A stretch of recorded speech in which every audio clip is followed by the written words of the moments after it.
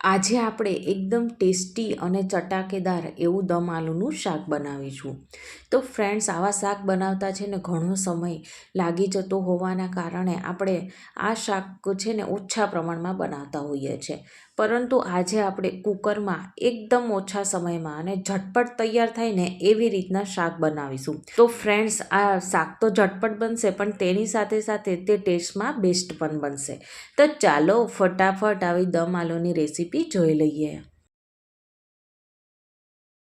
અત્યારે તમને માર્કેટમાં આવા નવા બટેકા જોવા મળતા હોય છે. તો ફ્રેન્ડ્સ, આવી રીતના નાની નાની મેં 12 જેટલી બટેકીઓ લીધી છે. તો ફ્રેન્ડ્સ, દમ આલુનું શાક બનાવવા માટે હંમેશા આવી નાની નાની બટેકીઓની પસંદગી કરવાની. હવે આપણે બધી જ બટેકીઓની છાલ ઉતારતા જશું અને પાણી ભરેલા બાઉલમાં તેને મૂકતા જશું, એટલે તે કાળા ના પડી જાય. તો અહીંયા મેં બધા જ બટેકાની છાલ ઉતારીને તેને પાણીમાં એડ કરી લીધા છે. તો હવે આપણે બીજી સામગ્રીઓ જોઈ લઈએ. અહીંયા મેં 2 મીડિયમ સાઇઝના ટામેટાં, 10થી 12 નંગ લસણની કળી, તેમજ 2 નંગ જેટલા આદુ અને 2 નંગ જેટલી ડુંગળી અને 10થી 12 નંગ જેટલા અહીંયા મેં કાજુ લીધેલા છે. તો અહીંયા આપણે ટામેટામાં જે આ વચ્ચેનો ભાગ છે તેને છરીથી દૂર કરી ટામેટાને 2 ભાગમાં કટ કરી લઈએ અને તેની સાથે સાથે ડુંગળીને વચ્ચેથી 2 કાપા લગાવી દઈએ. હવે કુકરમાં આપણે બધી જ વસ્તુઓ એડ કરી દઈશું. તો સૌથી પહેલાં તો આ રીતના પાણી નિતારીને બટેકીઓ ઉમેરી દઈએ. ઉપરથી ટામેટાં, ડુંગળી, લસણ અને કાજુ એડ કરીશું અને તેની સાથે સાથે આદુના થોડા મોટા ટુકડા છે તો તેને આ રીતના છરીથી કટ કરીને એડ કરીએ. આ શાક ફટાફટ ચડી જાય ને તેના માટે આપણે એક નાની ચમચી જેટલું નમક એડ કરીએ અને અહીંયા અડધા ગ્લાસ જેટલું આપણે પાણી એડ કરીશું. બુડબુડારે તેટલું આપણે પાણી નહીં એડ કરીએ, કેમ કે આમાં જે પાણી વધશે ને તેનો ઉપયોગ આપણે આગળ કરીશું. એટલે પાણી છે ને તમારે જેમ બને એમ ઓછું જ એડ કરવાનું રહેશે. અને હવે કુકરનું ઢાંકણ બંધ કરીને આપણે મીડિયમ ગેસ ઉપર ફક્ત એક જ વિસલ વગાડવાની છે. તો આ વાતનું તો ખાસ અહીં ધ્યાન રાખવું. તો ફ્રેન્ડ્સ, અહીંયા મેં એક વિસલ વગાડ્યા બાદ કુકરને પ્રોપર ઠંડુ થવા દીધું છે અને પછી જ હવે આપણે ઢાંકણ ખોલ્યું છે. તો ફ્રેન્ડ્સ, અહીંયા જો ટામેટાં અને બીજી બધી વસ્તુઓ છે એ થોડી કૂક થયેલી તમને જણાય છે. તો બટેકા અલગ અને બીજી બધી જે બાકીની વધેલી વસ્તુઓ છે એ અલગ, એમ આપણે અલગ કાઢી લેશું. તો સૌથી પહેલાં તો આપણે એક બાઉલમાં ટામેટાં કાઢી લઈએ અને ટામેટાની જે ઉપરની છાલ છે એ અલગ કરી લેશું.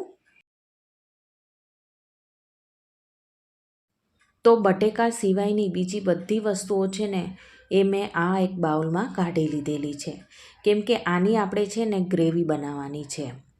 તો ફ્રેન્ડ્સ, હવે આપણે છે ને આની એક મિક્સર જારમાં ગ્રેવી બનાવી લઈશું. અહીંયા આ બધી સામગ્રી ઠરી જાય ને પછી જ આપણે તેની ગ્રેવી બનાવીશું. તો આ વાતનું અહીં ખાસ ધ્યાન રાખવું. હવે અધકચરા બાફેલા બટેકાને આપણે તળી લઈશું. તો અહીંયા છે ને આપણે મીડિયમ ટુ હાઈ ગેસ ઉપર બટેકાને તળીશું અને ગોલ્ડન બ્રાઉન કલરના થાય ત્યાં સુધી આપણે તેને તળવાના છે. તો અહીંયા છે ને આપણે એકદમ ફૂલ ગેસ રાખીને નથી તળવાના. જો એમ કરીશું ને તો તે ઉપરથી તો સરસ એવો કલર આવી જશે, પરંતુ અંદરથી એવા ને એવા કાચા રહેશે. તો મીડિયમ ટુ હાઈ ફ્લેમ ઉપર જ આપણે એને તળીશું. 4 થી 5 મિનિટમાં તો પલટાવીને તળતા ફ્રેન્ડ્સ, અહીંયા જુઓ આપણી બટેકીઓનો કલર છે ને એ સાવ ચેન્જ થઈ ગયો છે. તો સરસ એવા ગોલ્ડન બ્રાઉન કલરના થઈ ગયા છે અને સરસ એવા કૂક પણ થઈ ગયા છે. તો હવે આપણે તેને એક ઝારામાં કાઢી લેશું. હવે આપણે વઘાર કરી લઈશું. તો ફ્રેન્ડ્સ, અહીંયા મેં એક કઢાઈમાં 5 મોટી ચમચી જેટલું તેલ ગરમ કરવા માટે અગાઉથી મૂકી દીધેલું છે. તો ફ્રેન્ડ્સ, અહીંયા જો તેલ પણ સરસ ગરમ થઈ ગયું છે ને, તો હવે એક નાની ચમચી જેટલી રાઈ અને એક નાની ચમચી જેટલું આખું જીરું એડ કરીએ અને તેની સાથે સાથે ચપટી હિંગ એડ કરીશું. અને હવે એક તમાલપત્ર અને એક તજનો ટુકડો એડ કરીએ અને આપણે જે ગ્રેવી બનાવીને રાખી હતી ને તે હવે તરત જ આપણે એડ કરીશું. હવે મિક્સર જારમાં થોડું પાણી એડ કરીને બધી જ ગ્રેવી આપણે આમાં લઈ લઈશું. એટલે જે કાંઈ મિક્સર જારમાં ગ્રેવી ચોટી હશે ને એ બધી જ આમાં આવી જશે. અને હવે ચમચાથી એકવાર બધું મિક્સ કરી લઈશું. અને ઉપરથી અડધી ચમચી જેટલો હળદર પાવડર અને ગ્રેવીના ભાગનું આપણે મીઠું એડ કરીએ. હવે 1 ચમચી જેટલું આપણે કાશ્મીરી લાલ મરચું એડ કરીશું. તેનાથી કલર છે ને ખૂબ જ સરસ આવશે અને ટેસ્ટ પણ સરસ આવશે. તો એકવાર બધું આવી રીતના મિક્સ કરી લઈએ. હવે ગ્રેવીને એકદમ લો ગેસ ઉપર તેને ઢાંકીને જ્યાં સુધી તેમાંથી તેલ ના છૂટું પડે ને ત્યાં સુધી આપણે તેને કૂક કરીશું. 7 થી 8 મિનિટ પછી હવે આપણે ઢાંકણ ખોલીએ છીએ. તો ફ્રેન્ડ્સ અહીંયા જુઓ, તેલ તમને અહીંયા છૂટું પડેલું જણાય છે. તો એકવાર આ રીતના આપણે ચમચો ફેરવી દઈશું. અને હવે આપણે તળેલા બટેકા એડ કરીએ અને તેને પણ ગ્રેવી સાથે આવી રીતના મિક્સ કરી લઈએ. હવે અડધી ચમચી જેટલી આપણે ખાંડ એડ કરીએ અને તેની સાથે સાથે અહીંયા મીડિયમ તીખું હોય તેવું અહીંયા મેં 1 ચમચી જેટલું લાલ મરચું લીધેલું છે તે આપણે એડ કરીશું. અને હવે 1 મોટી ચમચી જેટલું ધાણા જીરું પાવડર. અને આ શાકને એકદમ ક્રીમી બનાવવા માટે અહીંયા હું 2 મોટી ચમચી જેટલી મલાઈ એડ કરી રહી છું. તો જે આપણે ઘરમાં જે નોર્મલ આપણે દૂધમાં રોજ મળતી હોય તો તેવી જ અહીંયા મેં ફ્રેશ મલાઈ લીધેલી છે. તો હવે ઉપરથી 1.5 ચમચી જેટલો આપણે ગરમ મસાલો એડ કરીએ અને બધું એકવાર સારી રીતે મિક્સ કરી લઈએ. હવે ઉપરથી અડધા ગ્લાસ જેટલું પાણી એડ કરીશું અને તેને ઢાંકીને 7 થી 8 મિનિટ જેટલું કૂક કરીશું. એટલે તેલ પણ સરસ છૂટું પડી જશે અને બટેકામાં ગ્રેવીની ફ્લેવર એકદમ સરસ બેસી જશે.